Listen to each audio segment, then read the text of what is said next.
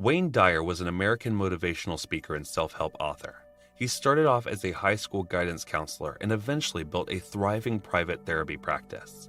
If you follow his advice, he explains you'll stop basing your judgments on things on how they look or how other people perceive me, okay? Simply said, if you find yourself feeling hurt by the words of another person, you are implicitly stating that you value your own opinion of yourself more highly than mine. So let's get this straight. So you shift your focus from outside appearance to inward reflection on questions such as, what is the quality of my life? Instead of how it seems to other people. Do you really believe that there must be something wrong with me and my friends don't like me? You need to realize that the viewpoints of others are simply that, the viewpoints of others. That's the whole shebang. When you or your child express distress over the opinions of others, including their classmates, about them, you are saying something very significant. I care more about what you think of me than I care about what I think of myself. And you should never let someone have that much sway over you. This is so because they will never be without it. For those of you who crave affirmations, here's a humorous twist. So I'm here to tell you that being liked is one of the most exciting things in the world for me. People reading my books make me happy, and people applying to work for me makes me really happy. Additionally, I appreciate it when others compliment me. As a matter of fact, I'll be the first to say that I enjoy receiving compliments. What I don't do is seek validation from others. Wanting acceptance is very different from needing approval. In case where acceptance is required, if you give other people too much weight in your life, they can paralyze you. So for those of you who are thinking, yeah, but I want approval and I need it, and if I don't get it, etc. But know this. Those who receive the most praise in life are the ones who don't give a hoot about it themselves.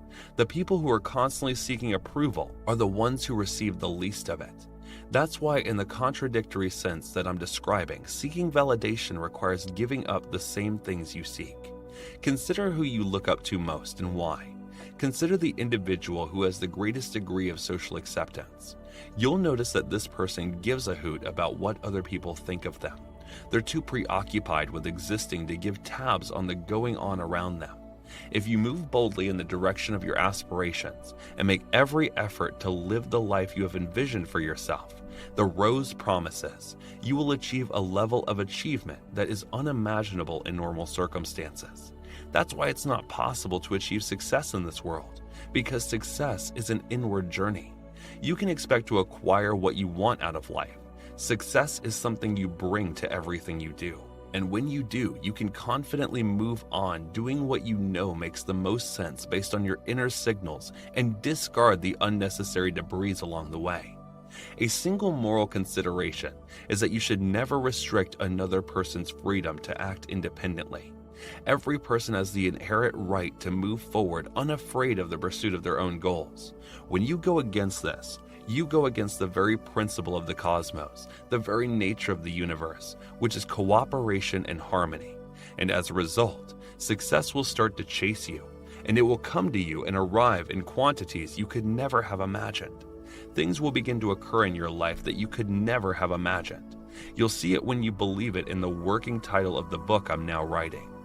When you put your faith in these ideas, you'll be able to see things that we missed the whole time we were back in this room, and the next 2, and the next 3, and the next 5, and so on, while you retreat from your true self.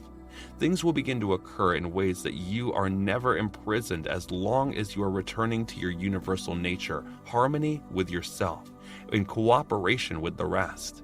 We use the term synchronicity to describe the mysterious nature of the coincidental events that have occurred in our lives. Before we depart, I'll show you a couple of them. What I mean by quality versus appearance is that you learn to tend to your inner candle flame in a way that produces quality, regardless of what other people think of you.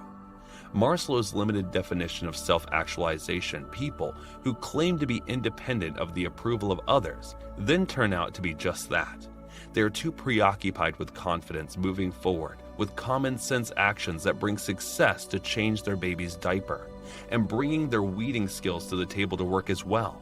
They take it on the plane, so that if they encounter an unpleasant flight attendant or other passenger, they won't take it personally. It's when they are right now, and they're sending their love from there. Get involved and lend a hand. You can always count on them to let you in when you need to go on the expressway. The one bad habit they used to have was thinking, oh yes, nobody's coming in front of me, I'm going there first, when they were on the 1 to the 6th, as if it slowed down somewhat, lacking the pressure to win at all costs and crushing an opponent they can relax. Absolutely, this is a brand new manner of being. It's a high-quality way of life in which you actively participate by working with others because of the harmony you share. Another crucial aspect of the new way of being is to emphasize on substance rather than form. In a world where some of the most heinous crimes have been committed in the nature of rules, it's clear that basing your life decisions on ethics rather than following the letter of the law is the best course of action. These rules are the law. Just what did you think Nazi Germany was about? Why is everyone acting so dreadfully towards one another? At Nuremberg, the "I'm merely doing my job" defense was widely heard. Simply said, I was working. Obeying an unethical rule is itself immoral. In addition, Maslow informs us that fully actualized persons have strict internal norms that they would never ever break, and they pertain to morality and the way you interact with others. What do you attribute our current predicament to? You're familiar with the name Rosa Parks, right? The Southern lady, the black Southern lady who answered, "Nope, not today. No, I won't be joining the back today. No way." In other words, I am familiar with the regulations. The guidelines varied widely. No need to ask if you already knew. A majority of the signs were colored on the reversal side and white on the front, and her response was a resounding negative. Here I am seated. Indeed, that was the deciding factor. Values, not regulations. When your kids begin breaking rules that they should break, do not be shocked to learn that I served in the military. On Guam, where I was stationed, there was a protocol that prevented local citizens from using the PX and Navy exchanges. However, other civilians were allowed to use Navy exchanges and PXs. However, if your eyes had differently shaped and your complexion was darker than average, you wouldn't be able to see a blatant infraction if you were a Guamanian. During my life, I served my country in the armed forces. I served in the Navy. As a career, mine was in communications encryption. They published an open letter in the Guam Daily News encouraging readers to share their opinions. An official letter writing competition took place. Furthermore, the winner received $75 as a grand prize. As of the writing, it was 1961. That meant a lot of money to me. That was close to a month's salary in the Navy back then. That's why I entered the competition. I was sure to win. At the point, I had already completed a novel. Almost the entirety of the novel I penned was stationed in Guam. It was obvious to me that there would be no competition. I felt bad for the other customers who were about to enter it. I felt confident in my own success. I didn't realize it till after I joined the military, and you think that way. In addition, you refused to report the incident up the line of command, putting you at risk of a court-martial. The discriminatory sales policy against us sailors will be front-page news in the Guam newspapers the next week. Sure, it's some serious heat. Even though the regulation was unethical, I was summoned to a meeting with the Vice Admiral commanding naval troops in the Mariana Island, where I was threatened with a court-martial for disobeying it. That type can be found in abundance. When I walked in and they threatened me with a court-martial, I informed them that this was how I intended to fight back. Back then, I had to stock up on carbon paper because we didn't have Xerox machines. I decided to send a letter to the current head of state, John F. Kennedy. Along with that, I sent a letter to the Naval Secretary. And I wrote a letter to the Detroit News and the Detroit Free Press, where I grew up, explaining what had happened to me for no other reason than speaking out against an unethical conduct taking place in Guam, and I presented my correspondence to the Vice Admiral of the Navy right then and there. Truth be told, I just sent the one to the President. These letters from the Navy Secretary are sent to newspapers all around the country, including the New York Times. I told him that the Los Angeles Times had published an article on the incident, and that I had just read it to him, and that if the court martialed me or punished me in any way, the policy would be exposed to the world, and I am well equipped to deal with whatever comes my way. Moreover, I was just 20 years old. The average age of college students was 21. All things worked out for the best, so that was a bonus. I was able to leave my position 90 days early. The president must have picked it up and forwarded it to the secretary because I never heard from him again. But now I have PII on my record, which stands for political influence. They also have a strong aversion to anyone in the armed forces who holds political sway. That was all it took for them to decide that this was not something they would be discharging anytime soon, Glock or court-martial. In addition, a new policy was implemented in Guam in September 1962 that made Navy exchanges open to the general public. And it came that because somebody said, these rules are immoral, and hence it is immoral to obey them. This gave rise to new ways of being ethics rather than rules. Your children will wonder why the rules are so illogical. When asked what was more important, my work or education, I was always honest because I remember how my mother had to do the same thing for me when I was young and made a fool of myself. That was how I felt about my job back then. But you get back from the world precisely what you put out. And if you keep getting things back that you hate and don't understand, don't try to figure out why. Think about why they keep coming back to you.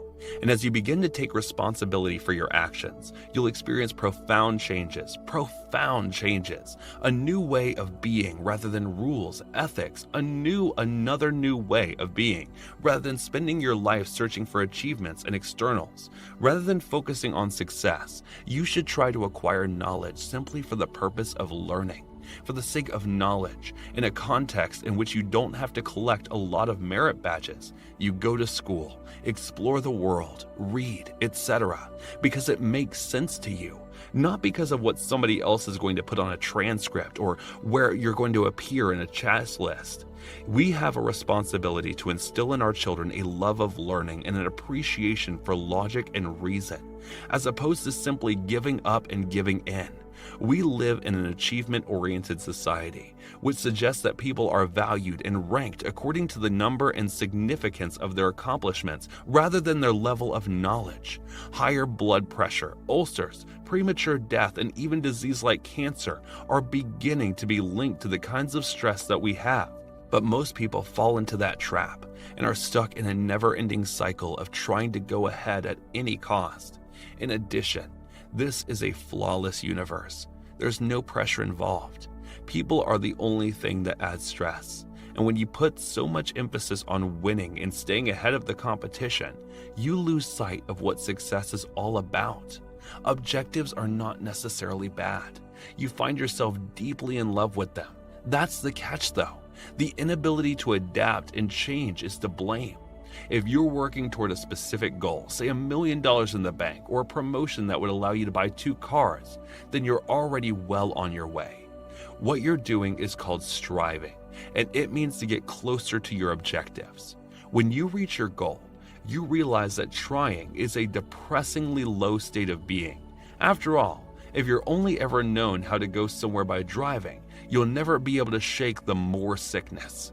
You'll merely rise your sights to $200,000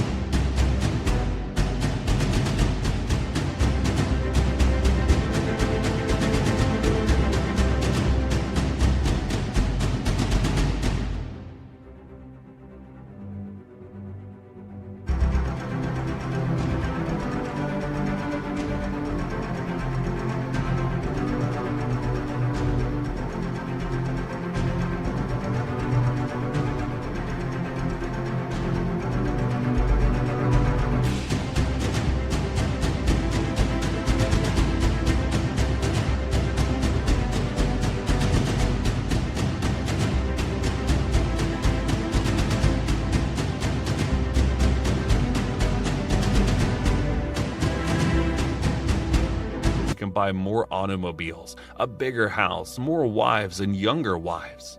If you're striving for something, but you also know that each step along the way is a precious moment to savor and appreciate, then your goal won't consume your life. Aimlessly wandering through life is how I describe myself. When I tell people where I plan to be in 5 years, they often express surprise. To what do you look forward to next? Just remembering what Lincoln said about how he was the greatest president ever sitting in that Oval Office brings back fond memories. Never had a policy, he declared. When asked about the time as president, he stated, "I just tried to do what made the greatest amount of sense each and every day of my life." And I believe that there's something genuinely substantial enough that you don't have to get it all planned out and follow a certain pattern and execute it in a certain way. The golden things will be taken care of if you just sort or trust your instincts and go that way and live each moment as it comes. But if you're willing to give up everything important to you and put your life on hold while you struggle your way to your goal, you'll never get there. As soon as you reach it, you'll want to improve it. Therefore, it'll forever evade you. Moreover, that is all you will ever learn. Realize that the highest form of sanity is taking pleasure in the present now. Everything else will work itself out.